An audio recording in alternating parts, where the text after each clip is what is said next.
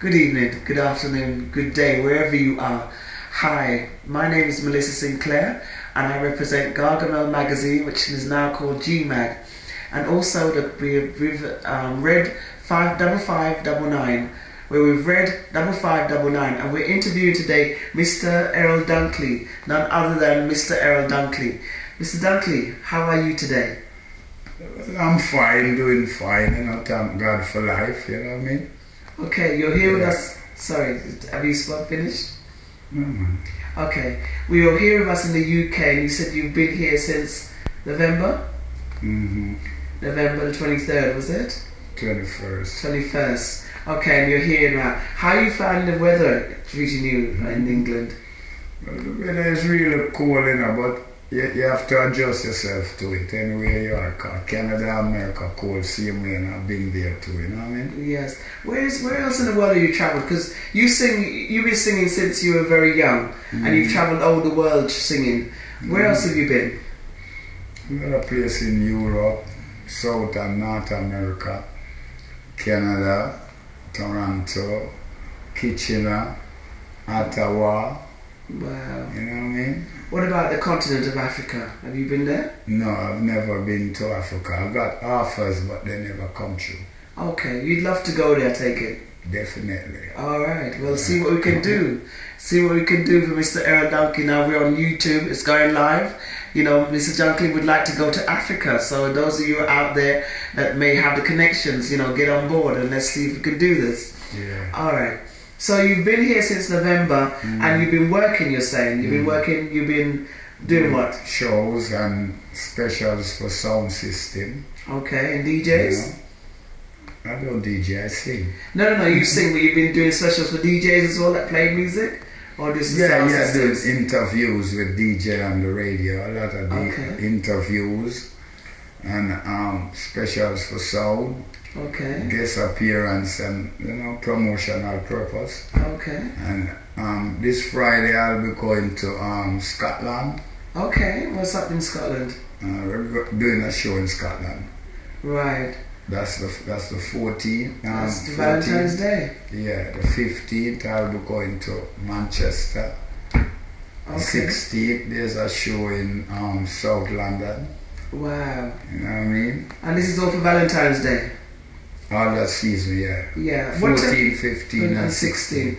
Alright. What do you think about Valentine's? I mean, it's the lovers thing that so your music is centered around. Well, I can't really tell you about Valentine's because I hear a lot of things about Valentine's. Yes, there's a guy who loves woman and man, you know what I mean? So I'm not in for Valentine's Day, definitely. Alright, but for the lovers then, you know, the aspect there where the couples get together and do what they want to do, you're down with that, yes? Of course. So tell us about your music. Your music is more on a lovers kind of base, isn't it? Yeah, I do lovers song and reality songs. That's all the songs I like to do, you know. I don't like sing sad songs and distressing songs, you know what I mean? Alright, so take us right back to the beginning. Your first song, can you remember your first song? Go ahead. My first producer was Prince Buster when I was like 11-year-old. Okay. You know, and I did a few tracks for Prince Buster, but I never had any success until I went and started singing for Joe Gibbs. Alright. At the age of 14 I had 3 #1 songs. Right, give us the name of those songs. You're Gonna Need Me. Okay. Please Stop Your Line Girl, and I'm Going Home, which I did later as a medley. Right. You know what I mean? But they were all singles. Tell me something, Please Stop Your Line Girl and You're Gonna Need Me, are they the same song or a version of each other? They're different songs. Okay. You know, they're all single songs, but back in the 70s there was a thing going on where they medley, you know what I mean? Okay. So I did my 3 hit songs them again in a medley style. Right. Were you saying on the same rhythm? No, different pattern. Different pattern. Yeah. Alright. The same bass pattern. Right. All right. three songs have different bass pattern. But all three but songs. we combine the three songs together. Yeah. Alright, okay. So that was Please Stop Your Lying Girl. No, You're Gonna Need Me. You're Gonna Need Me. Stop Your The Lying Old Town's Girl. talking about. Yeah. You and You Man. That one? Yeah, that is You're Gonna Need Me. Then Yeah. Please Stop Your Lying Girl and I'm Going Home, which was a big smash hit, you know what I mean? The only reason I said that, Mr. Dunkley, is because all of those same lyrics, all of those words are in Please Love Your Lying Girl, isn't it? Please love your lying girl. Stop. And simply the truth. If you don't love that guy, tell him you don't. So those lyrics are in the same song, aren't they? But they're three different songs. Explain that a little bit. No, man. It's three different complete songs. But what I did, I used a verse out of that song. Okay. Out of You're Gonna Need Me. Another verse out of Please Stop Your Lying Girl. Okay. Another verse out of I'm Going Home. And combine the three of them in one. Okay, that's why. That's why. Sorry, this That's is what my they memory. call medley. Medley, right? Where you Okay. sing a barrage of songs together. Right. Okay. Okay. So, which was your Joe Gibbs? You did those three for Joe Gibbs. Who were the other producers that you worked for at that time? Rupie Edwards. Okay. Jimmy Rodway. All right. Studio One Cox and Dad. Right. You know what I mean? Bonnie Lee. Bonnie Lee. Also, I was reading your bio, and they did some work for Sonny Pottinger As well, yeah. She released my first album. Oh, right, okay. What was the name of that? Love is Amazing, no? What was it called? I never remember it. Well, I know you did a version of OK Fred, which is your biggest hit. We'll go into that in a second. But I think it was Please Stop Your Lying Girl. I think that's what is written down as being the title of that. No, that's Stop Your Lying Girl wasn't on that album. Right. Presenting Errol Dunkley? That's yes. the name of the album, yeah. Yes, I was trying to, I have those in my mind. That's the name of the album. Trying to think about it, yeah. Please, Presenting Errol Dunkley. And those had those three songs, and any other songs that became popular later on? Yeah, man, I had numbers of big songs, bigger than those. On the same album? No. After those songs, I had songs like Black Cinderella. Okay. Love is Amazing. Movie Star. You know, quite a few. You Never Know. You Never Know. Yeah. Quite a few hit songs I had at the time. Right. You know? Where would you say those? You did singles first of all, and then they were put onto an album. Is that how it worked, or is that? No, some people do it like that. Okay. But most of my albums, there wasn't singles that compiled together. Right. You know what I mean? You'll find an album that singles compiled together and make it. But I have other albums that was originally done as album and not 45s. Right, okay. Yeah. What do you find that worked best for the public? Was it the albums or the singles?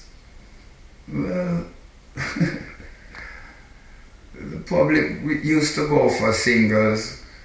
That is the sound, people who have sound system, but house buyers them always prefer to have an album. Yes, that's okay. So you have two different kind of sets of people that follow your songs. You have the sound systems, and then you have the general public that would buy it for themselves. Yes. Yeah. Okay.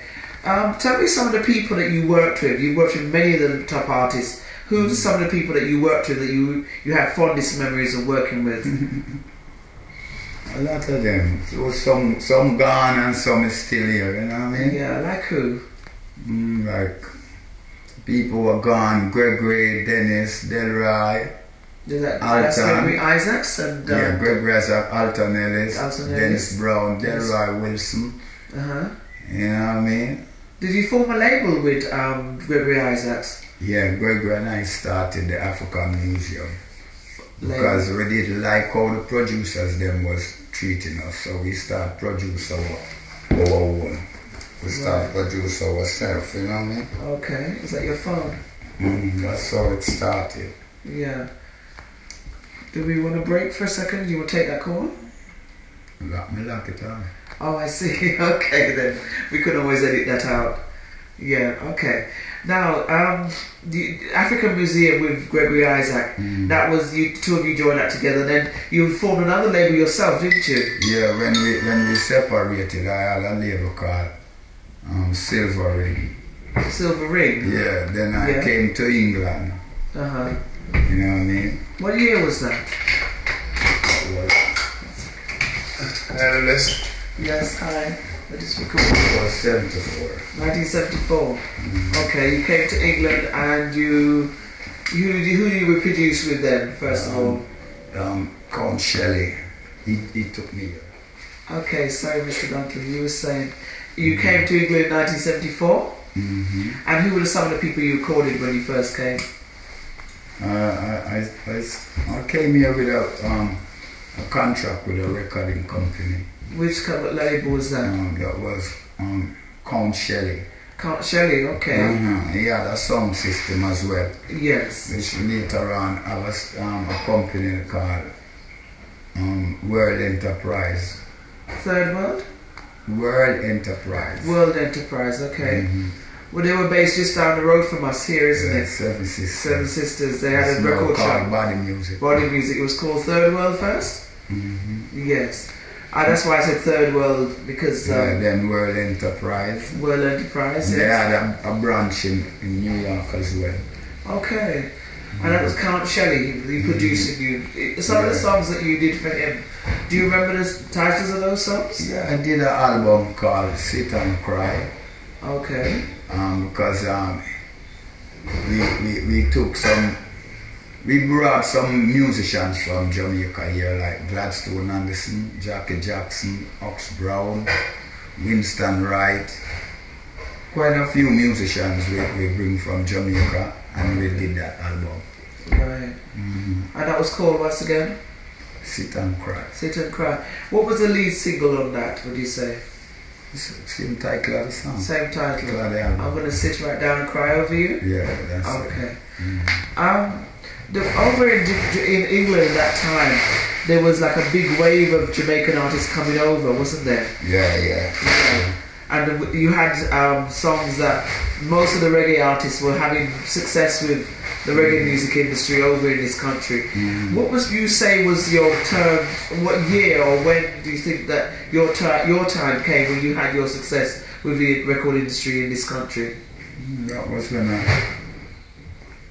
Okay, as I was saying, Mr. Dunkley, you had some success in the UK charts.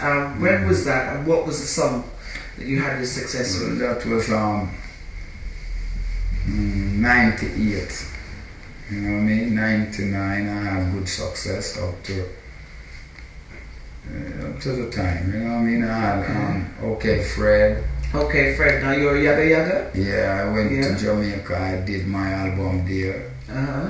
I came up and licensed it to Count Shelley. Right. Which licensed it later to Warner Brothers that took it in the chart. Okay, you were signed to a major label then? Never signed to a major label. It was just a one-off deal.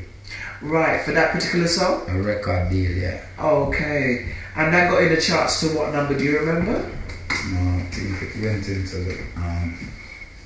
well, in Europe it went number 1, but in England I think it went to 11. Number 11, yes. I just trying to get you to remember. Now, up until this day, is that still your biggest hit, OK Fred? It is, okay. You also had another song that got into the charts. Do you remember what? Yeah, the Sit and Cry. Sit and Cry. Yeah. It never reached. It never went nowhere too high in the chart. It was at the bottom of the chart. About 40s?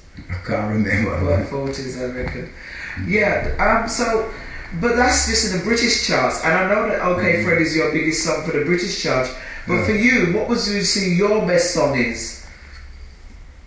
Well, the best song must be the biggest one, you know, the one that let people know you. Okay. And OK Fred let the white people know who Errol Dunkley was at the time. At the time? Yeah, because I was like an unknown artist. Right. You know what I mean? I had a name in Jamaica, but when I came here, it's just the local people who know Errol Dunkley, you know. Right. But OK Fred came and established the whole thing. Right.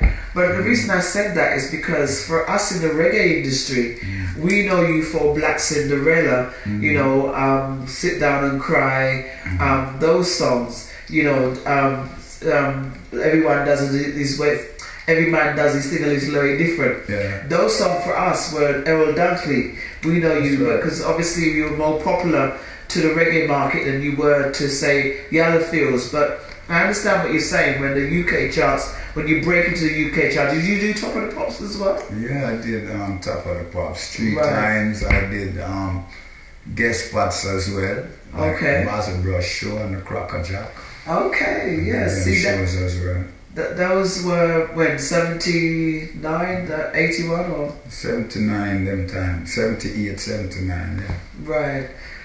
Would you say that your popularity grew, you know, more than your songs? Did you? What I'm trying to say is, did you have the reflection of the sales? Do you think your sales did as well as your songs did, for example? Well, that's a funny question. Well, what I'm saying is, I did a lot of songs in Jamaica and was only known in Jamaica. Okay. Like Black Cinderella, Movie Star, You're Gonna Need Me. Those songs are big hit songs in Jamaica. But there wasn't any big thing in England. Well, until OK Fred came around. Yeah, but I tend to disagree a little bit because, you see, the reggae shops didn't have, you see, to get your song in the charts, you needed to have like a system within the record shop, like say HMV and those big record shops. They had a system where you punched in a number when the records were sold. But many reggae record shops didn't have that system, so therefore the song wasn't as popular. But it was popular in the dance hall and amongst the reggae community. Yeah. But it wasn't popular to the British public, if you see what I'm saying. Yeah. And that's because of the reggae system, which is like a bit unfair to the reggae artists, because even though your songs were selling, the reggae record shops, there were loads of them. There was even Rita and Benny just at Stamford Hill there. You could remember that, I'm sure. Rita, yeah. I worked there when I was 11. I was in the shop there, so I remember your songs flying out the door. But because they didn't have a system of putting together the hits that, I can't remember the proper word for it, I'm sorry, but where you count the amount of sales this records had, many of the reggae record shops didn't have that, so therefore your songs would be selling like, you know, 20,000 songs, and only say 10 of that is registered. So therefore you wasn't as popular. But to us as the reggae community, you were very popular amongst us. Yeah, amongst the reggae community, but I'm talking about the majority. Yeah, okay. You know what I mean? Because I'll tell you again, it's OK Fred that really let people know who I am. Because when I had OK Fred, I did a lot of interviews with major magazines and all of this. Okay. And people are always asking me if OK Fred was my first song. Really? Really? Yeah, I keep telling them no. Right. I had numbers of hit songs in Jamaica before I came here, you know what I mean? Right. So that was the thing. What would you say, when you you performed OK Fred many a times, did you do Jules Holland as well? Alan? Jules Holland. What's that? Jules Holland used to have a reggae record shop, a reggae record show on BBC One. You know, like Cracker Jack and those days back in the days? Yeah, he had a show himself called Jules Holland. Later Jules Holland. No, you didn't do that one. No. What about the Old Grey Whistle Test? That was before me. That was before you? Yeah. Okay. Right. Well, those kind of shows, they had a lot of the reggae artists, Ken Booth, Gregory Isaac, I think they had Dennis Brown, Marcy Griffiths, Bob Andy, John Holt, all those artists were on those shows. But again, they were popular with the popular tunes, but then amongst us, we had our own reggae charts, we had our own system of documenting stuff. So whereas to me, Errol Dunkley was very popular amongst the reggae community.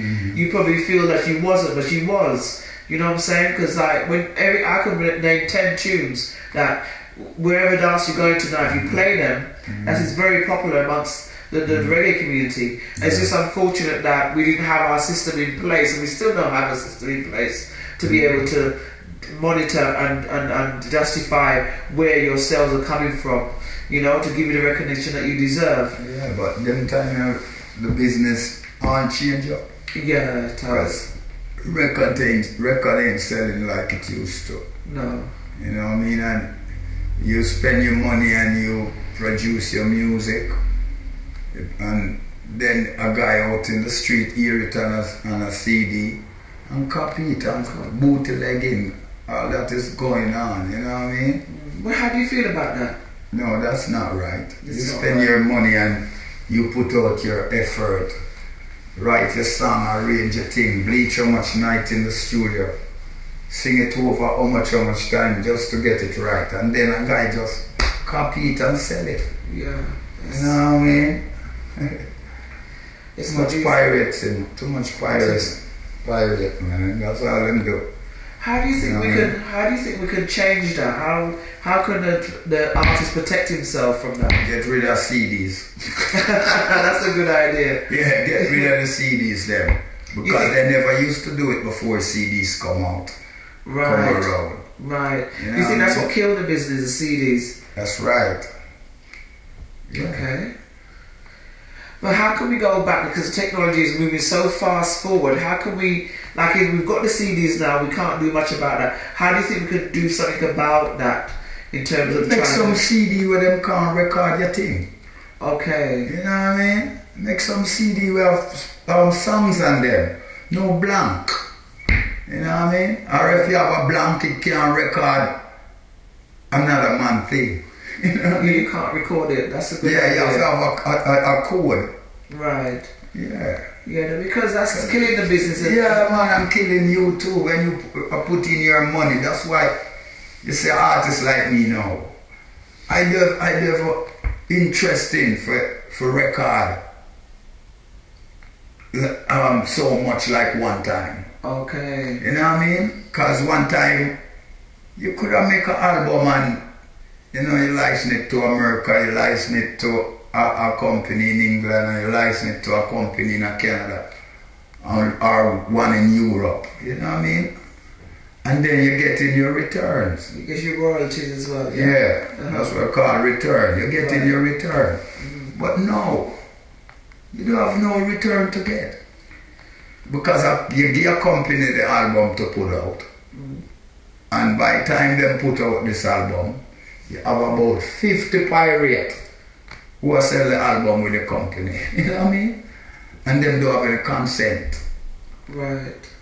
You know what I mean? They never get permission to do all of this, and that's what they're doing. So the business gone away. I just interested in touring, doing shows, and singing for sound system specials. Specials. Yeah. Right. You know what I mean? And ever so often I would make an album. Right. But, so the business gone away. I'm so glad I was there from the beginning. You know what I mean? It's the artist them who's just coming now. That's yeah. I was going to ask you, how was it when you first started out? How was the business then for you? Well, when I just started out, you know, I didn't know it was a business because I was a kid. I just loved to sing, you know what I mean? And that was my thing. Did you go on the sound system and sang? As well, yeah. Yeah? So where would you say you first started to sing?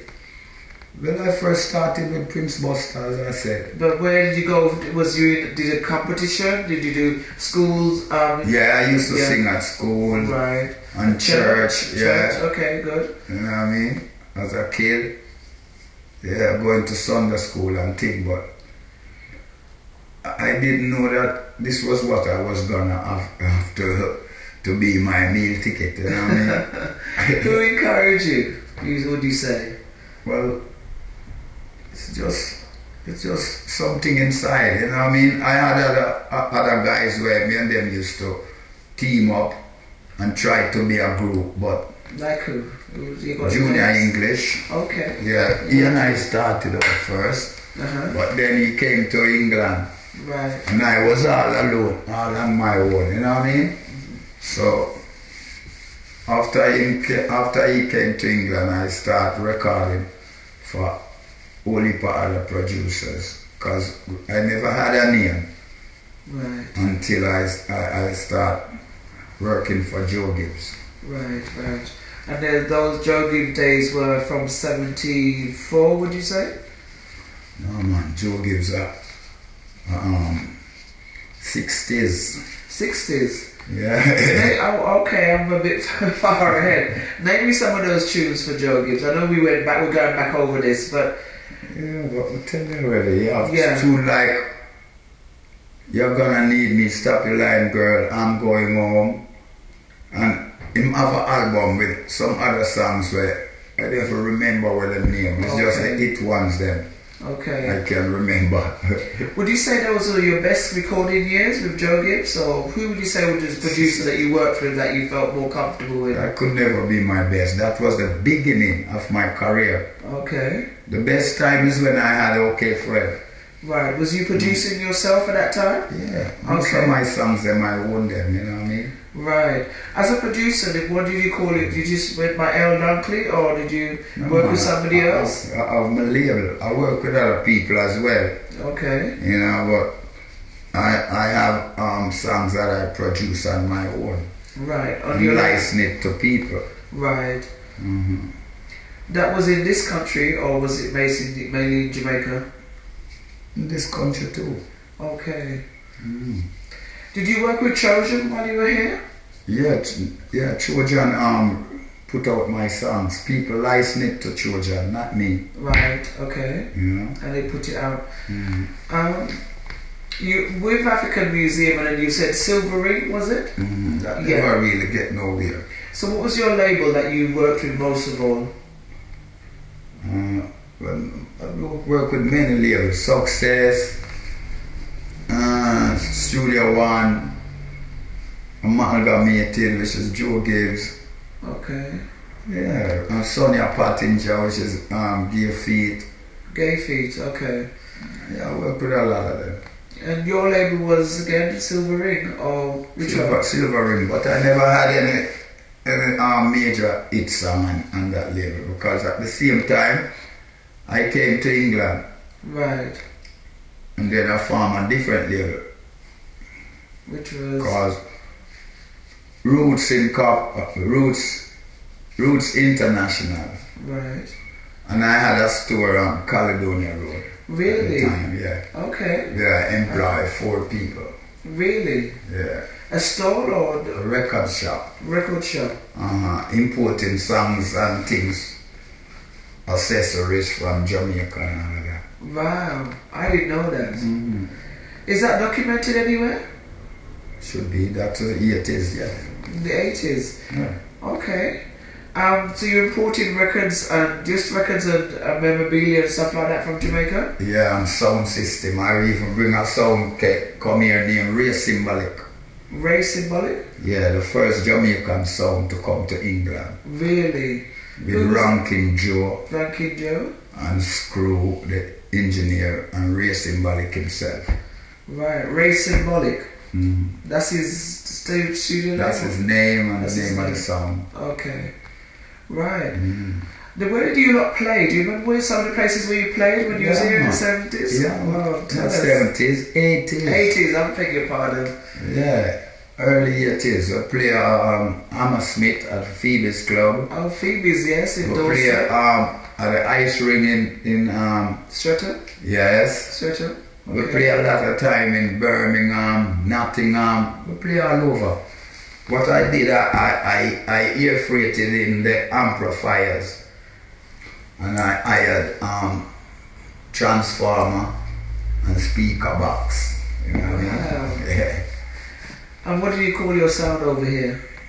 That was Ray Symbolic. Ray Symbolic. Okay. Yeah. No, but I'm thinking, okay, I'm thinking. I didn't have a song. I bring this song. You bring the songs. That's why I got a bit confused. So you bring them over here, and other people use them. Yeah, well, hire them to people. Or hire them to people. Okay. Was that very successful for you? No, it was not that successful, but I can tell you the feedback was good. You know what I mean? Right. And more time is not the financial benefit that counts. You know what I mean? Right. For real, it's a legacy, isn't it? Yeah. Yeah. Sometimes you're saying, what about your producing? Did you produce for other artists? Yeah, man, produce for other artists, but none of them never really explode, you know what I mean? Right. Is there any one of them that did a little bit, sort of got to the I never want to mention them because it never works. You know okay. But you were successful with your live shows. That was the most successful. Was you say the most successful? As opposed to recording or doing your live show, because back in the 70s there were loads of live shows. There were shows, you said Hammersmith Town Hall, even Lala Hall just around the corner from where we are now. There was so many places. Hammersmith, yes. We all these places. Yeah. Rainbow, yeah. The Rainbow in Finsbury Park. There were so many places. Would you say that was more successful for you than actually recording? Because you haven't done that many albums.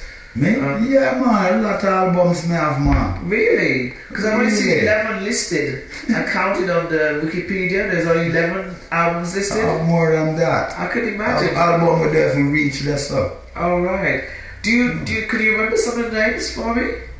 Apart from the ones you told me already. I can't remember all of them. You can't? You'd have to go on the YouTube and you see all of them. You see most of them. Okay. Because I went on Wikipedia and I didn't see much.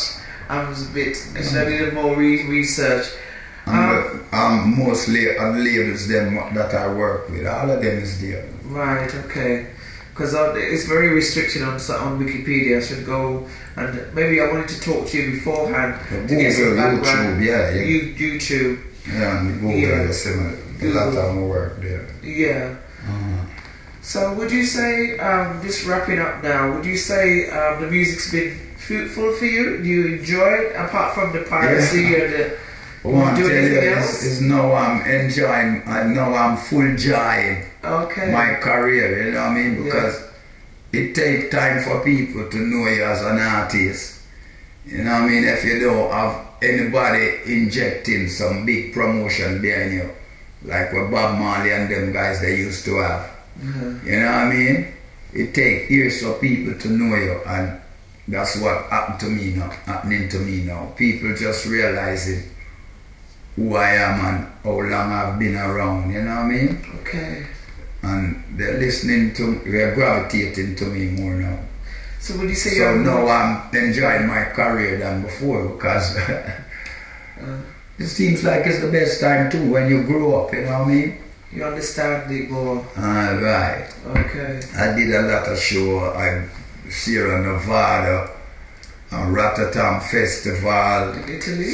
Yeah. Switzerland Festival. Yeah. I did a lot of big shows in Jamaica like Sting. Harlequin Star Time. Okay, Summer Jam. No, I did Sunfest. Sorry. Yeah, I did Sunfest. No, I haven't done Sunfest. I did Rebel Salute. Rebel Salute. Okay. Yeah, you know what I mean. Westmoreland Consciousness. Okay, yeah. I did a lot of them big shows. Is that there in come from? Yeah, I did that too. Yes. Okay. Yeah, so you enjoy the stage show more, would you say, than recording? Or that is a 50-50? Yeah, I enjoyed both of them, but I tell you, the recording companies, they don't want to invest in your thing, you know what I mean? They want your thing, you to establish your thing, then them just come in and take it over. Yeah. They don't want to try with your thing. Not anymore, they don't. Do you think that they did do that in the beginning? Like with Bob Marley, they tried with him. Why do you think that they don't want to try with others? Bob Marley found a man who believed in him. Right, okay. Chris Blackwell, you know what I mean? Yeah. Yeah, so that's how the thing is. You have to find a company or a manager, producer, who believes in you, you know what I mean? And with me now at my age now, no company not gonna sign me now. Company I look young people for sign. Yeah. You know what I mean? So I just have to stick to the goodness where I know. Well, that's good. At least, you know, you found a niche, because some people can't produce, they're only singers. They can't produce, they can't, like you did, brought over the sound system, they haven't got the initiative to do that. So it's good that you found an area in which you could work and, you know, make the ends meet, so to speak, isn't it? Yeah, because it's like, sometimes in this business, I've been in it a long time from the other side. You know, I was working as a DJ, as a publisher in magazines, and people don't want to support it. So I understand it. Just as an artist, I understand it totally. But as an artist, it's more difficult when you're the one that's doing everything, you know, for yourself. You know, you haven't got a manager, you haven't got supporters behind you. So those times when you didn't have that support system, how did you get yourself out of that? How do you think you went to the next level, so to speak? Self-promotion. Okay. Yeah, promote our things ourselves. We took it to the country, introduce it to record stores, take it to the radio stations, introduce it to the DJs there. We all used to do our own thing. Wow. Yeah. Okay. And it was beneficial. Beneficial, yeah? Okay. Well, that's news to me, because I was thinking, how did you, because you've been around so long, I know most of your songs, and I'm sure most people know most of your songs, you know, so it's good that you could do that.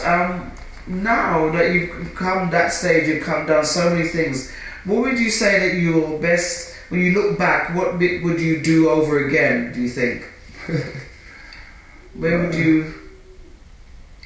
What would you like to see more of? You know, would you do more stage shows? What would you produce more? Would you have loved to have been a better producer, or, you know, been able to work with certain people? I'm satisfied.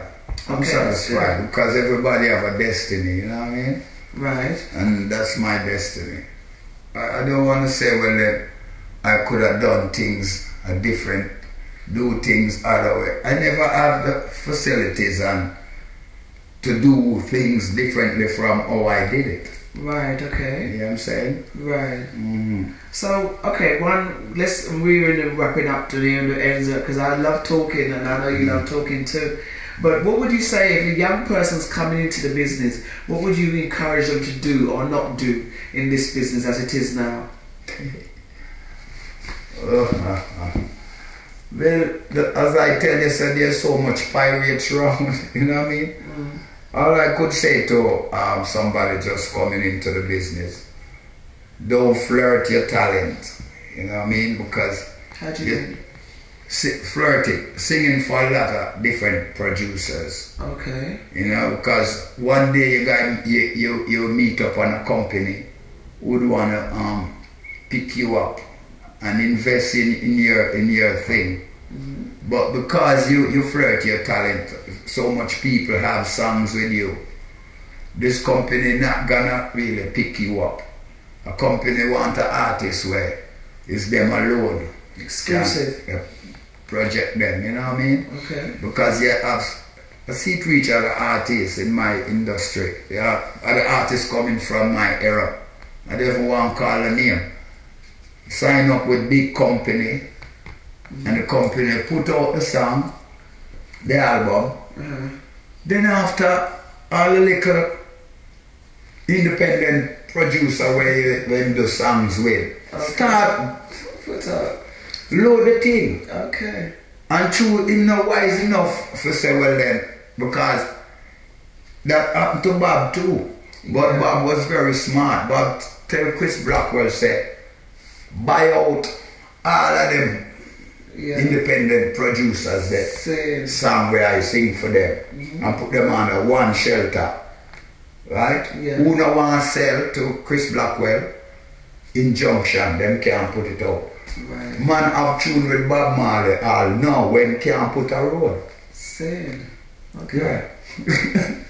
So, so that's what you need to do as an artist. You can't have the producer there put out song with you, the next producer, everybody put out song with you because a big company inject some money behind you now and you get good promotion. Right. Then that's the time them start swan your little career now. Right. You know what I mean? You lose out from that. Yeah, chances the company now go on. Yeah. Spend a lot of money on you, knowing that when them put out an album with you, there gonna be 3, 4, 5, 6 more albums. Right. You know. So that person would need a good management team. Would you say that they need a good management team behind them? Yeah, if you can't do the work, you need a management team. I don't need a management team. No, you've been there. Because I'm gonna have to tell the manager what to do. Of course. Yeah, and if I have a manager, he's gonna have to bring work for me to pay him, for pay himself. He have to work for pay himself. Right. You know what I mean? I just use the agent. People who book me for shows. Right. Call me up from Europe, America, all about. Yes. But a younger person now, if they're starting out, they don't have a manager, they don't have anybody behind them, how would you, like how you started on your own, what suggestion would you give to them, or what advice would you give to them? The advice I would give to them is get some loyal people who know the business. Right, okay. Behind them. Yeah, just get some loyal people behind them. That's all they need to do. Right. Okay, well, is there anything you want to ask me? Is there anything you want to say to your fans out there? Just look out for Errol Dunkley. I have 2 new albums. One called Selective Songs, and another one, a studio one called Love is Amazing. Love is Amazing. Yeah, look out for them. Are they released now? Are they out there? Yeah. Okay, and you could get them on iTunes. Where can you get them? Can you get them on iTunes? You can get them at the record stores. At the record stores. Yeah. Okay, do you have your own like website or yeah. What is your website? Well, I haven't got the number with me, but I got my Facebook up. Which is how would you Errol.com Dunkley.